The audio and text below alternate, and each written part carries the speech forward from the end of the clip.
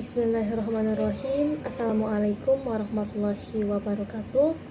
Alhamdulillahirrabbilalamin. Assalatu wassalamu ala asrofil anbiya'i wal mursalin wa ala alihi wa sahbihi ajma'in. Yang terhormat Ibu Jannatin Arduha, SSI MSc, selaku dosen pengampu mata kuliah pendahuluan fisika zat padat.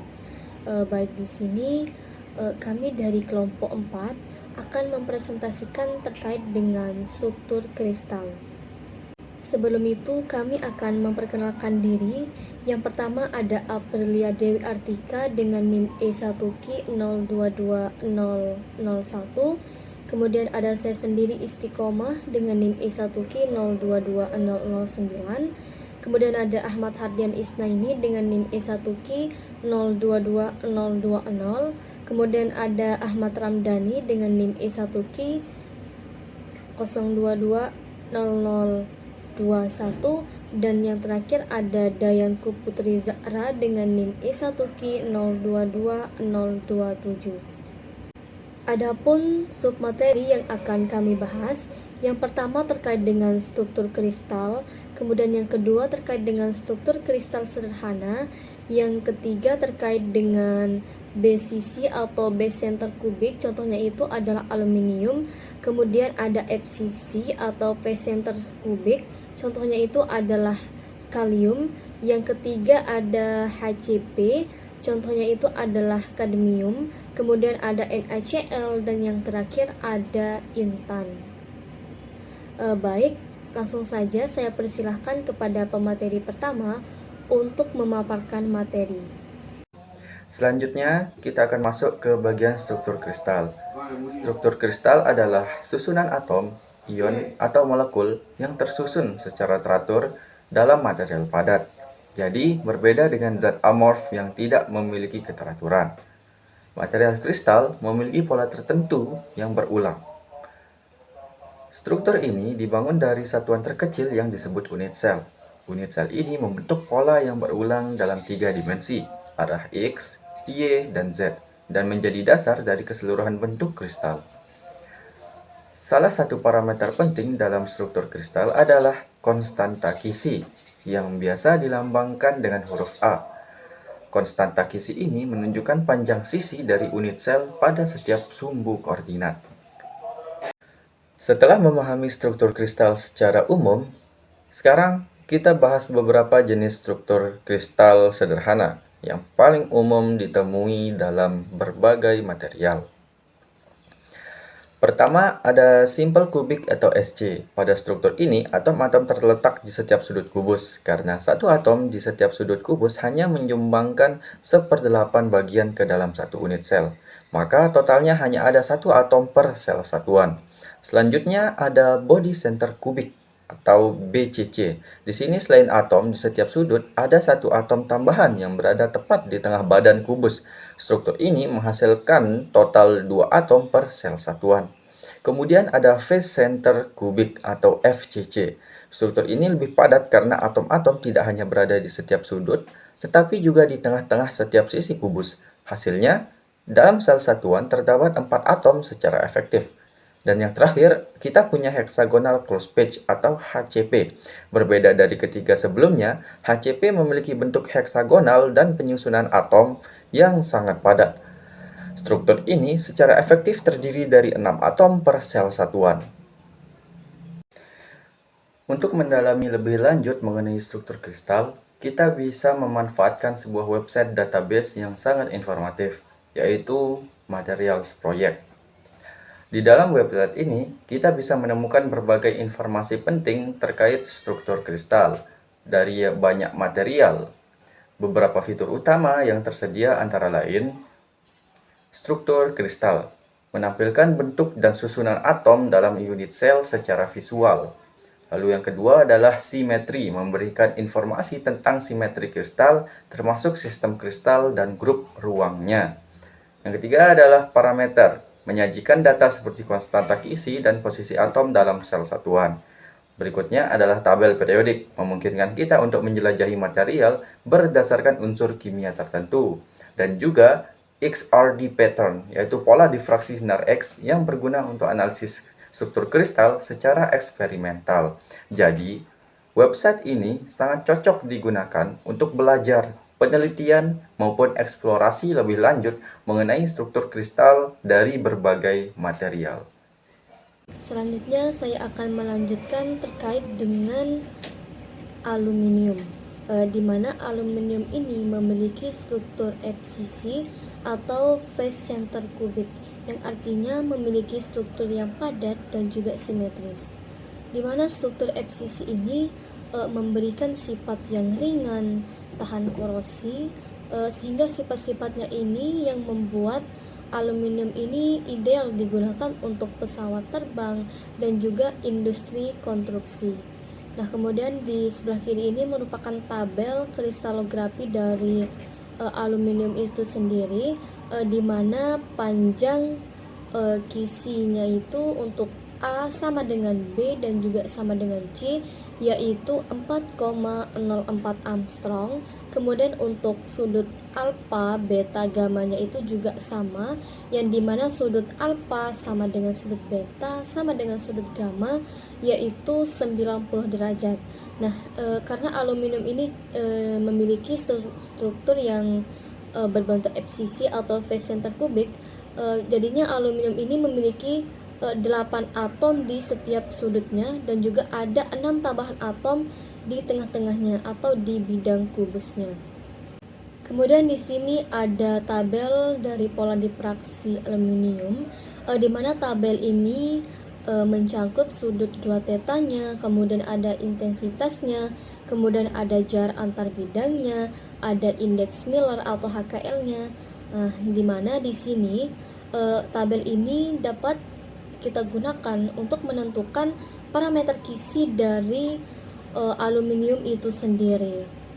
Kemudian di sini ada grafik pola difraksi dari aluminium, di mana kita ketahui bahwa aluminium itu memiliki struktur phase center cubic atau FCC, di mana aturan seleksi dari FCC, pola difraksinya itu akan muncul jika semua HKL atau indeks Miller-nya ganjil atau semua HKL atau indeks Miller-nya genap. Kemudian pada grafik ini tampak bahwa pola difraksi yang muncul yaitu bidang 111, kemudian bidang 200 dan seterusnya, dimana ini yang menandakan bahwa bidang yang muncul pada 111 ini merupakan pola difraksi yang sangat tinggi karena atom-atomnya itu tersusun secara rapat. Di slide ini kita melihat contoh aplikasi struktur kristal pada unsur kalium atau simbolnya K. Kalium memiliki struktur kristal body center cubic atau BCC, yaitu struktur dengan atom di setiap sudut kubus dan satu atom di tengah. Dibandingkan dengan struktur phase center cubic atau FCC, BCC memiliki susunan atom yang kurang rapat sehingga menyebabkan kalium memiliki sifat yang lebih lunak dan lebih reaktif. Hal ini menjadikan kalium cocok digunakan dalam pupuk dan juga dalam industri kimia karena reaktivitasnya yang tinggi. Pada sebelah kiri, kita bisa melihat data kristalografi kalium seperti sistem kristalnya yang kubik, parameter kisi dengan panjang sisi 5,40 angstrom dan sudut antar sisi sebesar 90 derajat. Volume unit selnya tercatat sekitar 157,04 angstrom kubik. Sementara di kanan ada visualisasi struktur BCC dari kalium yang memperlihatkan posisi atom-atomnya di dalam unit sel. Slide ini menunjukkan powder diffraction pattern atau pola difraksi serbuk untuk unsur kalium. Data ini menunjukkan hasil simulasi difraksi sinar X terhadap struktur kristal kalium. Kita bisa melihat kolom-kolom seperti HKL, yaitu indeks Miller dari bidang-bidang kristal yang menghasilkan pola difraksi, lalu D-spacing dalam angstrom yang menyatakan jarak antar bidang, serta 2 theta yang merupakan posisi puncak difraksi. Puncak difraksi dengan intensitas tertinggi adalah pada 2 theta sekitar 23,27 derajat dengan nilai intensitas 100%, menunjukkan bahwa bidang 110 merupakan yang paling dominan dalam struktur kristal kalium. Pola-pola difraksi ini penting karena dapat digunakan untuk mengidentifikasi fasa kristal dan menganalisis struktur internal dari bahan tersebut. Pola ini khas untuk setiap unsur atau senyawa sehingga bisa menjadi sidik jari bagi material.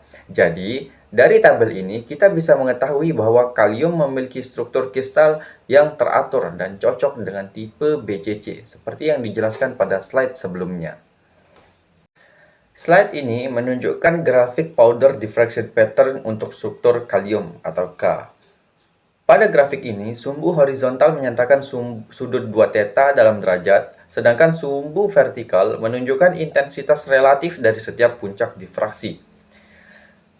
Dapat kita lihat bahwa puncak tertinggi berada pada bidang 110 di sudut sekitar 23 derajat, menunjukkan bahwa ini adalah bidang kristal dengan intensitas difraksi yang paling tinggi. Hal ini mendukung informasi dari slide sebelumnya bahwa bidang 110 adalah yang paling dominan dalam struktur kristal kalium. Semakin ke kanan, terdapat berbagai puncak lain seperti 200, 211 hingga 620 yang menunjukkan bahwa kalium memiliki struktur kristal dengan keteraturan tertentu sesuai dengan struktur body center cubic atau BCC.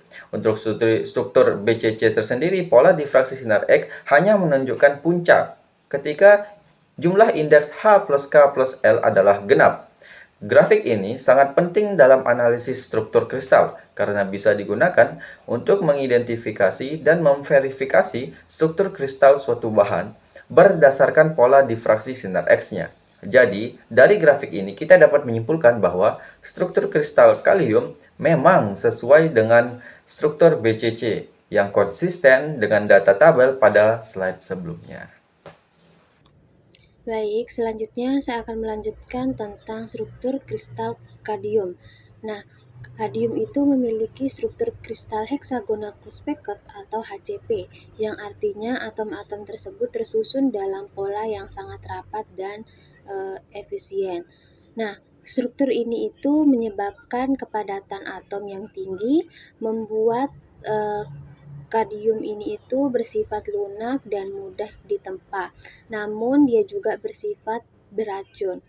Nah, dia dimanfaatkan dalam baterai, lapisan logam, dan industri elektronik. Dan untuk parameternya itu A dan B-nya itu 5,91695 Armstrong, dan untuk C-nya itu 11,77186 Armstrong, dan untuk alfa betanya itu 90 derajat dan gamanya 120 derajat. Nah, gambar yang ada di samping itu merupakan gambar 3 dimensi dari struktur kadium HCP. Nah, selanjutnya ada tabel pola difraksi. Nah, pada tabel pola difraksi ini itu HKL merupakan indeks Miller dari bidang kristal, D merupakan jarak antar bidang, F adalah amplitudo, 2 theta sudut difraksi, dan I adalah intensitas relatif puncak difraksi. Nah, pola difraksi ini itu digunakan untuk mengidentifikasi fase kristal berdasarkan bidang-bidang kristalografinya dalam material. Nah, 2 theta dan I itu digunakan untuk menunjukkan pola difraksinya. Selanjutnya yaitu grafik pola difraksi kadium. Nah, grafik ini itu menunjukkan hubungan antara 2 theta dengan intensitas difraksi. Puncak-puncak tersebut menunjukkan keberadaan bidang kristal seperti 110, 101, 1000. Nah, sumbu Y merupakan intensitas difraksi dan sumbu X merupakan sudut 2 tetanya. Nah, puncak intensitas tertinggi menunjukkan bidang kristal yang paling dominan atau yang paling sering terjadi orientasinya. Pada slide ini, kita dapat melihat salah satu aplikasi struktur kristal pada unsur NaCl atau natrium klorida. NaCl adalah senyawa ionik yang terbentuk dari ion Na+ dan Cl- yang dimana memiliki struktur kristal yaitu face center cubic atau FCC. Maksudnya di letak atom-atomnya berada pada permukaan dari struktur tersebut. Selain itu, FCC memiliki susunan atom yang rapat. Berbeda dengan BCC yang lunak, FCC memiliki susunan atom yang sangat rapat, sehingga menyebabkan NaCl ini bersifat keras dan padat. Salah satu contohnya pada kehidupan sehari-hari yaitu garam dapur. Lanjut ke bagian sebelah kiri, kita dapat melihat data kristalografi dari NaCl ini, di mana kristal sistemnya berbentuk kubik. Nilai ABC-nya itu sama, yaitu 5,59 angstrom, dan alfa beta gamma juga sama, yaitu 90,00 derajat. Dan kita bisa melihat volume dari NaCl ini yaitu 174,50 angstrom kubik. Pada sebelah kanan, kita dapat melihat visualisasi dari NaCl ini, di mana letak atom-atomnya berada pada face atau seluruh permukaan dari struktur tersebut. Pada slide ini, kita dapat melihat pola difraksi serpuk dari NaCl atau powder diffraction pattern dari natrium klorida. Tabel ini menunjukkan berbagai parameter penting hasil analisis difraksi sinar X, di mana pada kolom HKL menunjukkan indeks bidang kristal, lalu D angstrom adalah jarak antar bidang atom. Kolom F-real dan F-image menggambarkan faktor dalam bentuk bilangan kompleks, sedangkan F adalah modulusnya. Selanjutnya, untuk menunjukkan sudut difraksi utama dan selanjutnya untuk kolom 2 theta menunjukkan sudut difraksi utama dan I adalah intensitas relatifnya. Di sini puncak tertinggi dengan intensitas 100 terjadi pada HKL 200 dan pada sudut sekitar 31,96 derajat yang mencerminkan arah difraksi yang paling dominan. Data ini penting untuk mengidentifikasi struktur kristal dan memahami orientasi serta susunan atom NaCl tersebut. Pada slide ini, kita dapat melihat grafik powder diffraction pattern dari struktur kristal NaCl atau natrium klorida. Grafik ini menunjukkan hubungan antara dua sudut, yaitu sudut difraksi 2 theta pada sumbu horizontal dan intensitas pada sumbu vertikal. Puncak-puncak pada grafik ini menunjukkan adanya bidang-bidang kristal tertentu di dalam struktur NaCl yang memantulkan sinar X. Label seperti 111, 200, dan 220 dan seterusnya menunjukkan indeks Miller HKL yang mempresentasikan bidang-bidang kristal tersebut. Dapat kita lihat bahwa puncak yang paling tinggi terdapat pada bidang 200, yang berarti ini adalah arah paling dominan dalam pola difraksi NaCl. Puncak lainnya yang cukup signifikan juga muncul pada bidang 220 dan 311 serta 400. Dari pola ini, kita bisa menyimpulkan bahwa NaCl memiliki struktur kristal kubik yang sangat teratur, dan grafik ini menjadi bukti eksperimen yang mengonfirmasi struktur tersebut.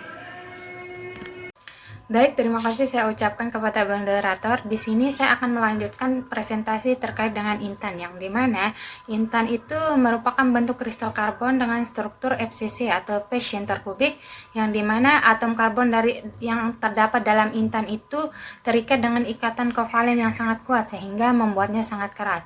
Adapun kristal sistem dari intan itu berbentuk kubik, dan untuk nilai ABC dari intan itu sebesar 3,5 angstrom. Dan nilainya sama, sedangkan untuk nilai alfa beta gamanya itu juga sama sebesar 90,00 kuadrat. Baik, selanjutnya di sini merupakan tabel dari bentuk HKL atau tabel dari nilai HKL, yang dimana untuk HKL tertingginya itu dengan nilai dengan HKL 111 dengan nilai 100, sedangkan untuk tetanya itu atau 2 tetanya itu sebesar 43,9299. Sedangkan untuk HKL terendah dengan nilai HKL 40000 dengan nilai HKL-nya itu sebesar 11,7752. Dengan nilai tetanya itu sebesar 119,493.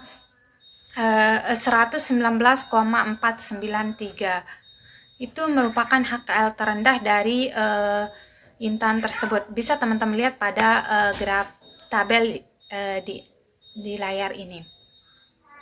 Baik, selanjutnya di sini saya akan menjelaskan terkait dengan grafik powder diffraction pattern dari intan tersebut, yang dimana intan tersebut membentuk struktur dengan struktur FCC atau phase center kubik, yang dimana phase center kubik itu memiliki syarat yang semuanya genap atau semuanya ganjil. Nah, bisa teman-teman lihat pada layar ini bahwasanya di sini untuk puncak HKL tertingginya yaitu 111 atau semuanya ganjil, dan untuk puncak HKL terendahnya yaitu semuanya genap 4000. Nah, untuk penentuan grafik ini kita bisa lihat berdasarkan tabel yang sudah saya jelaskan tadi. Nah, berdasarkan HKL dari intan tersebut menunjukkan bahwa syarat dari intan ini memenuhi syarat dari FCC tersebut, yang dimana semuanya genap atau semuanya ganjil. Di sini bisa teman-teman lihat pada layar. Nah, mungkin itu saja presentasi dari kelompok kami. Kurang lebihnya kami mohon maaf. Wabillahi taufiq wal hidayah. Wassalamualaikum warahmatullahi wabarakatuh.